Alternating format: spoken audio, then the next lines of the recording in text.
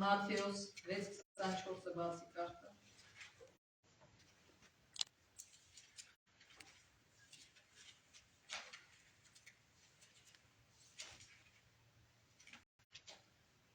Ինչ-որ պրոբլեմ կա,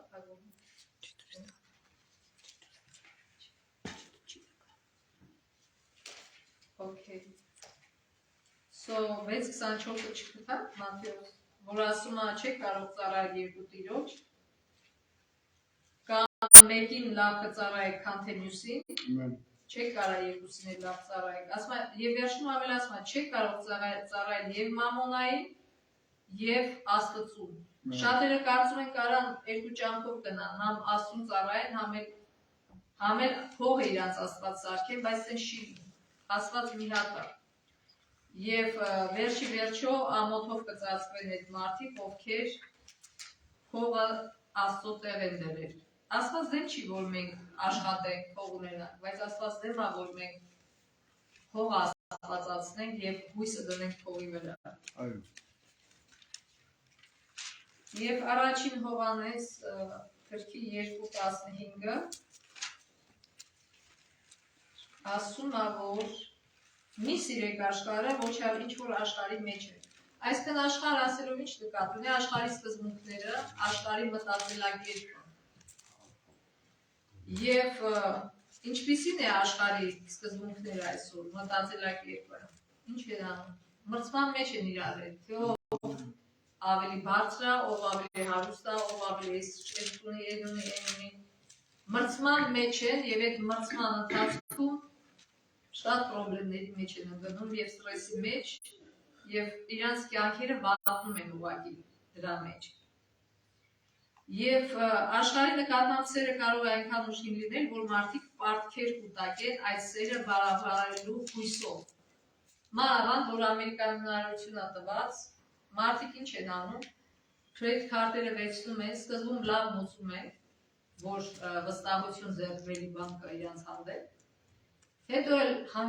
ավելանում է, փողը ավելացնում է,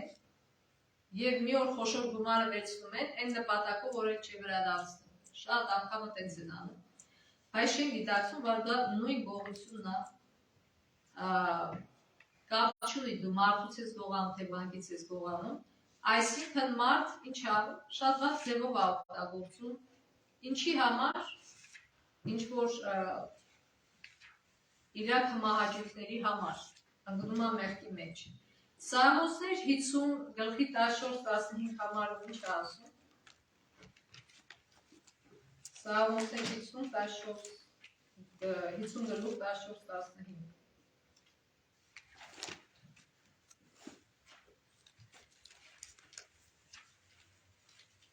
Շնորհակալություն զոհ մատուցանե Աստծո,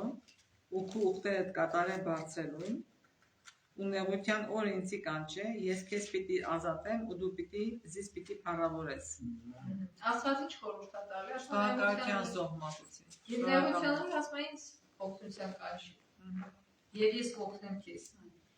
Այսինքն, երբ որ մենք դառնում ենք եկեղեցու անդամ, ամեն մի անդամ մկրտությունից հետո թե առաջ իրան հարցնում են, որ դուք հավատում եք եկեղեցական կազմակերպությանը, այսինքն նպատակին, որ նպատակ ունես կազմակերպությունը, դուք նպատակ ունեք երկրպագել Աստծուն եւ աջակցել եկեղեցուն ձեր դասանորդների ու ծառերի միջոցով, ինչպես նաեւ ձեր ազգական ջանքերով ու ազդեցությամբ, եւ շատերը, այսինքն բոլորը պատասխանում են այո, բայց արդյոք այդ մարդը հետո հավատարիմ է լինում այդ ուխտին, Աստծո հետ կապված ուխտա չէ, հավատարիմ չի լինում եւ Աստծո օրհնությունը չի ստանում եւ հետո էլ զրկվում է Աստծո օրհնությունից եւ պարտքերի մեջ է հայտնվում։ Եվ Առակներ 22 գլխի 7 համարը ինչ խորհուրդ է տալիս։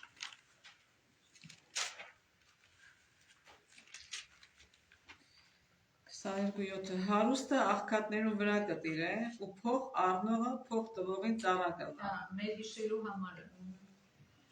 Այսինքն, որպեսզի խուսափենք սրա համար, ինչ կարելի է անել, որ մենք չմտնենք այս վիճակի մեջ։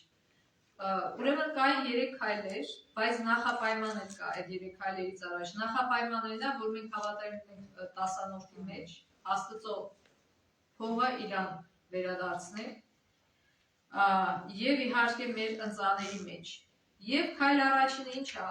որ կանգ առնենք այդ պարտք վերցնելու մեր սովորության վրա եւ ասենք վերջ, ինչ որ կա դրանով յոլայում գնալու, ես այսօրվանից պարտք չեմ վերցնում։ Եվ հավատարիմ լինենք այդ որոշմանը։ Դժվար չի, Հիսուս ասում ամեն բան կարաք իմ միջոցով, այսինքն իմ օգնությամբ։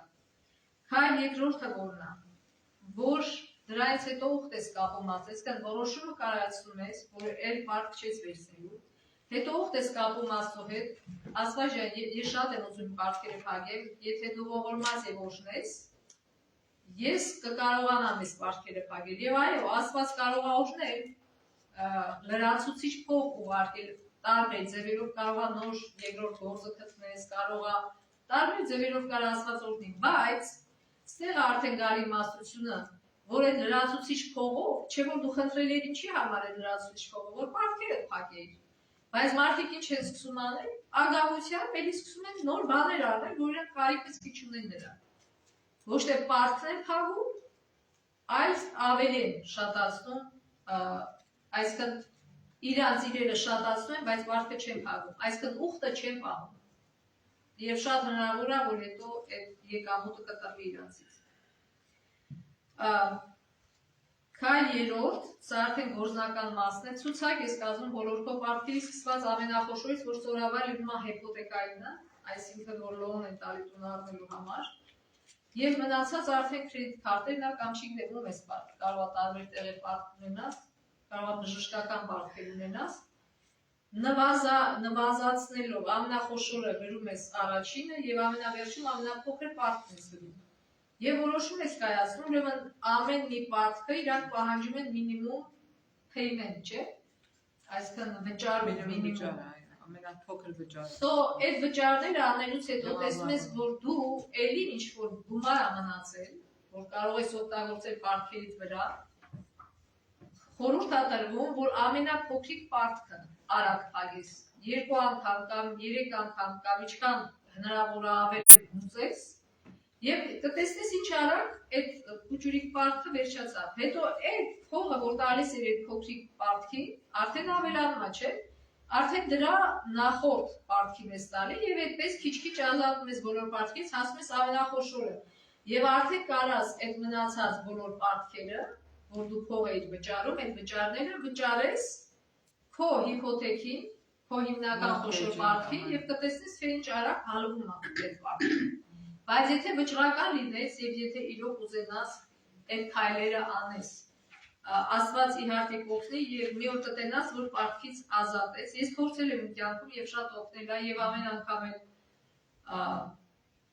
երբ որ առաջին տունը առախնդրեցի Աստծուն, որ Աստված օգնի եւ բանանի, հետո էդի ծախեցի մեջը փող ավելացավ, ուրիշ տունը առա, այսինքն տեսեք այդ ձևով է կարող ձեր պարտքերը քչացնել։ Այնտեղ մի քանի տարի հետո փողը ավելանա, ծախում ես ուրիշ տուն ես առնում եւ այդ ավելացած փողը դնում ես, բայց պիտի ձգտես նույն գնի տունը առնես, որ պարտքից միանգամից այդ ավելցուկը գնում է այն փողի ծախսին։ Այդ էլ է մի միջոց, որ կարաս վերջի անես տուն առնես, որ ամբողջ փակում է այս քո ծախածքից։ Եվ իհարկե եթե ցանկություն ունի մարդ, մարդիկ կան բոլորին չեն անհանգստանում իրանք պարտքին, բայց մարդիկ կան անհանգստանում են։ Ուրեմն նաև ուրիշ մի սխալ կա, որ մարդիկ գործում են կարթանկարակներ 6 գլխի 1-ից 5 համարում, այդ սխալը գործում են եւ ընկնում են շատ պարտքի մեջ։ Ասում եմ, որքյակի, եթե քու բարեկամիդ համար երաշխավոր եղար, կամ օտար մարդու համար դրավ դրիր, քու բերնիդ խոսքերովը որոգայթ անկար, բերնիդ խոսքերովը բռնվեցար, որքյակի, պատվերս կատարե, որպեսզի ազատից, քանի որ դու քու բարեկամիդ ձեռքը ընկար, քանի քու բարեկամիդ խոնարե ու գնա քու բարեկամիդ խոնարե ու թախանձե անոր աչքերուդ քուն ու արտևանանքներուդ վրա մի տար, ազատ է քեզ, ինչպես այծյամը որսորդին ձեռքին, կամ թրջունը թրջնորսին ծուղակեն կազատի։ Եվ առակներ 17 գլխի 18 համարում նույն թեմայով է խոսում, այսինքն երբ որ երաշխավոր ես լինում։ Առակներ 17 գլխի 18 համարը եւ 22 գլխի 26 համարը։ Պակասամիտ մարդը գրավական կուտա ու իր բարեկամի համար երաշխավոր կլնա։ Դա քաշքան է, իսկ ասում պակասամի։ Եվ առակներ 22-26-ը Գրավական տվողներեն մի ըլլալ, ոչ ալ պարտքի համար երաշխավոր հեղողներ են։ Գիտեք, երբեմն պետք է լինում, որ օգնես մարդու, օրինակ ասենք, թե մեկը պատմեց, որ եկել լավ, պիտի տուն վարձեն, բայց քանի որ դեռ չունեն եկամուտ, չունեն կրեդիտ, ոչ մի բան չունեն, պիտի մեկը երաշխավոր լիներ, որ կարողանային վարձեն տունը։ Էդի հասկանալի, ասենք, ազգականը օգնում այդ հարցում։ Բայց երբ որ մեկ ուզում է իր քմաճեկը կատարել, եւ ոչ թե անհրաժեշտ է, եւ գալիս խնդրում է այս մարդու, ուրեմն ինչ է ասում Աստվածաշունչը, մենք կարող ենք մարդուն օգնել իր դժվարության մեջ, բայց ոչ թե իր պարտքերի բեռը վերցնենք մեր վրա։ Եթե շատ ես ուզում օգնել այդ մարդուն, եթե կարաս calculate անես, ասես, ես այսքան փող ունեմ, ես այսքան պարտք կա, եթե հանգարց ինքը չտա, it's okay, ես չեմ վնասվի, ընտանիքս էլ չի վնասվի, okay, լավ, ես կփակեմ։ Որտեղ 70 ուսումնասիրություններ ցույց տալի, որ 75%-ը որ երաշխավոր է եղել, հետո վերջում ինքն է փակել։ So կարող է այդպիսի որոշում անես, բայց ասացի պակասամիտ ես, եթե դու ինքը այդ երաշխավորության պատճառով ինչ կլինի, պարտքի մեջ ես մտնում։ Ու քո երեխեքի բերանից պիտի կտրես, քո ամեն ինչից որ այդ պարտքը փակես, որովհետեւ այս մարդը իր մահաճույքը կատարվի։ Օրինակ ասենք թե օրինակ վերենք, շատը ով է երաշխավոր ուզում, երբ որ կրեդիտ չունի եւ ինչ որ բան է ուզում առնի, եւ գալիս էս մարդուն խնդրում ասում է ես կրեդիտ չունեմ, բայց դու ունես, ինչ կլինի իմ համար երաշխավոր եղի։ Բայց այստեղ իհարկե խորհուրդ է տալի, որ կտրուկ հրաժարվես, եթե նույնիսկ եկեղեցու անդամը կամ եթե նույնիսկ քո երեխան ասենք թե լայսենս ստացել, եկել ասում է գիտես մամա կամ պապա, ես ուզում եմ այսինչ լավ մեքենան ունենամ, ինչ կլինի, բան իմ համար երաշխավոր եղեք, ես այդ մեքենան ունենամ։ Ամեն ծնող ինքն է որոշում, թե ինչ անի, բայց իմաստուն ինչ, եթե Աստվածաշունչյան սկզբունքներով շարժվենք, ինչ է ասում, սովորացրեք ձեր երեխեքին համեստությամբ, այսինքն անպայման չի, որ քո երեխան գնա ամենալավ ավտոն քշի։ Իմ տղաս, մեծ տղաս, երբ որ ստացավ, տունը երկու հատ ավտո կար, մեկը նոր էր, մեկը հին էր, 2007 թվի էր։ Okay, ստացավ, ասի, okay, ես ավտոն վերջրակեց, քշի։ Ու ինքը շատ գոհ էր, շատ մեծ շնորհակալ եղավ։ Հարկ Աստծո, որտեղ երբ որ Աստծո սկզբունքներով ես մեծացնում, երեխան իմաստուն ալնում եւ հասկանում է, որ կյանքի իմաստը դրանում չի, որ ուրիշներին ավտոյով զարմացնի կամ չգիտեմ ինչով զարմացնի։ Ցավոք շատ մարդիկ դա չեն հասկանում։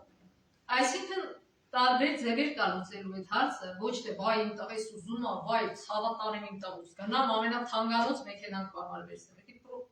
Դուք ձեր երեխային, եթե այդպես վարվեք, մեր երեխային զրկում ենք ինքը իրան զարգանալու հնարավորությունից։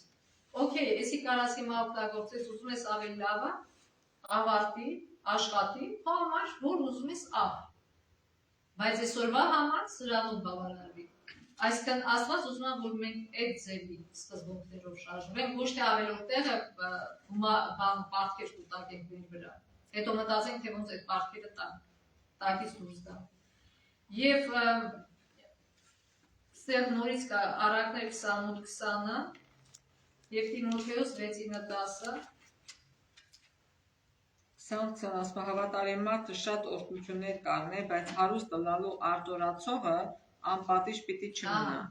Սա էլ արագ հարստանալու մասն է եւ նաեւ Տիմոթեոս 6-9-10-ը կարդան, 6 գլխի 9-10 համարները։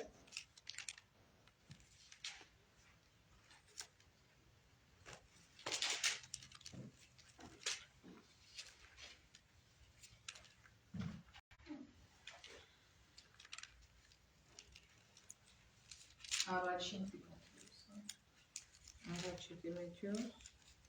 6 գլխի այո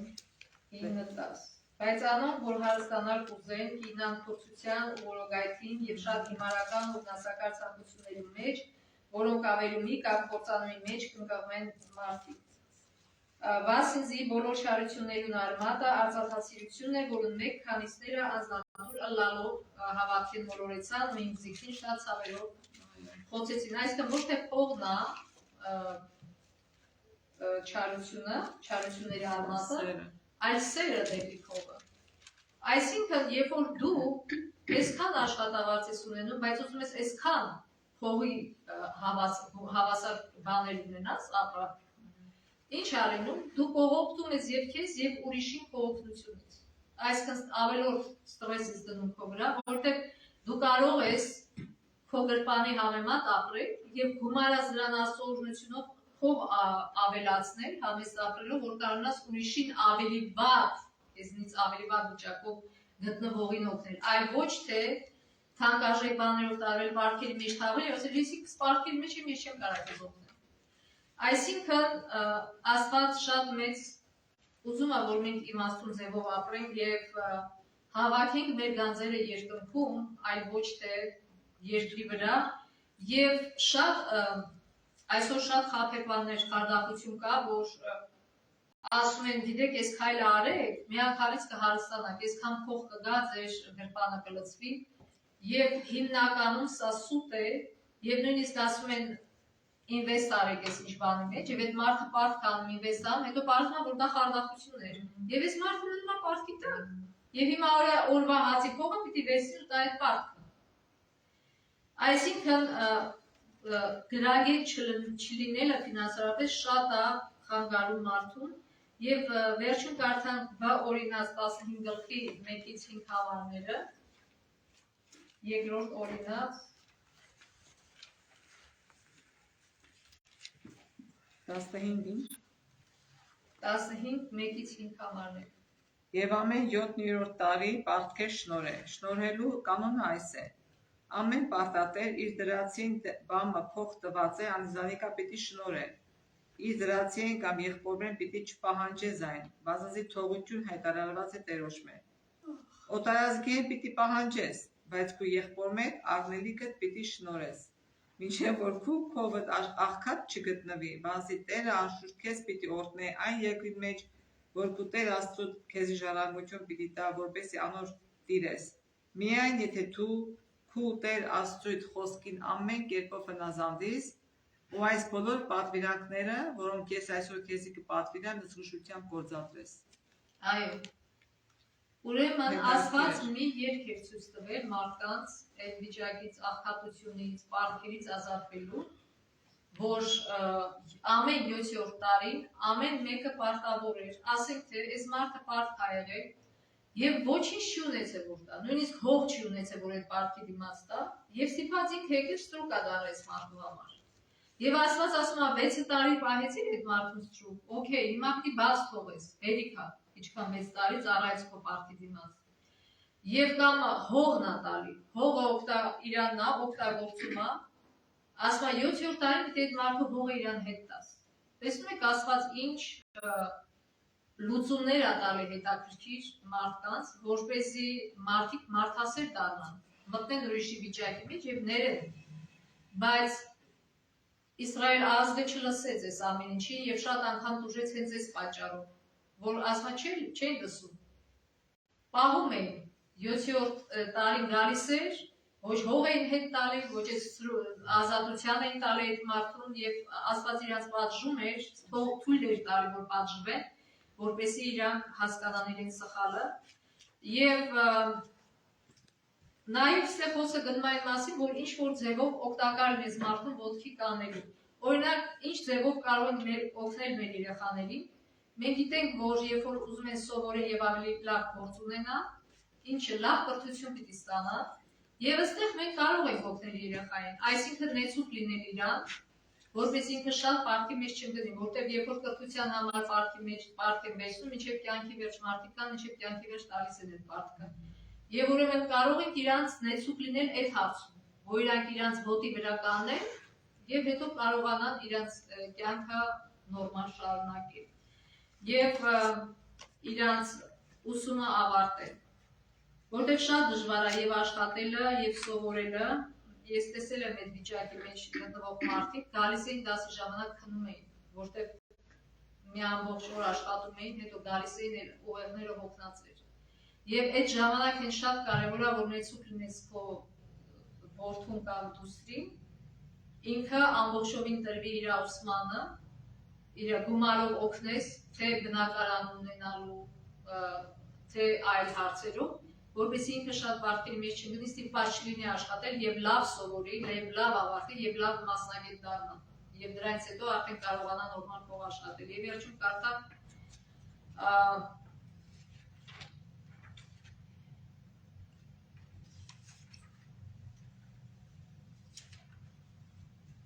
խորհուրդներ տնտեսվարության մասին գրքից H 257 հաստատական եղեք այլևս ոչ մի պարտք չավելացնելու որոշման մեջ։ Ավելի լավ է հրաժարվեք շատ բաներից, քան պարտքեր կուտակեք։ Պարտքը ձեր կյանքի անեծքն է։ Խուսափեք դրանից, ինչպես կխուսափեք ջրծաղիկից։ Հանդիսավոր ուխտ կապեք Աստծո հետ, որ նրա օրհնությունները կօգտագործեք ձեր պարտքերը մարելու վրա եւ ոչ մեկի ոչինչ պարտք չեք լինի, նույնիսկ եթե սնվելիս լինեք հացով ու շիլայով։ Մի գայթեք, մի հուսահատվեք, հետ մի դարձեք, մոռացեք հմայաջիկների մասին, մերժեք ախորժակի ցանկությունները, խնայեք ձեր լումաներն ու մարեք ձեր պարտքերը։ Մարեք պարտքերը հնարավորինս արագ եւ վերջապես նորից ազատ մարդ լինեք, ոչ մեկին ոչինչ պարտք չլինեք, մեծագույն հաղթանակ տարած կլինեք։ Թող Աստված մեզ օրհնի, որ մենք այս խորհուրդներին հետևենք եւ թեթև սոլիկ ձևով չվերաբերվենք այս հարցերին, որտեղ մարդիկ կան, որ վերցնում են պարտք նախորդ իմանալով, որ չեն վերադարձնելու այդ պարտքը։ Դա մեղք է։ Աստված այդ ամենը տենում է եւ պատասխանատվությանը կանչելու։ Եվ մանավանդ այդ պարտքը վերցնում են ոչ թե իրանց առօրյա կեսական բաների դիմաց, այլ իրանց հմայջուքի համար, ուզում են գնան այս ինչ սիրուն իր առնեն կամ այս ինչը։ Եվ եթե մարդը օգնում է դրանում մարդուն, ինքը մեղքի մեջ է գցում այդ մարդուն, պետք չի։ Ուրեմն թող Աստված մեզ իմաստություն տա, որպեսզի իմաստուն ձևով քայլենք այս կյանքում եւ պարտքերից ազատվենք եւ ուրիշներն էլ կարողանան օգտակար լինել։ Ամեն։ Ամեն։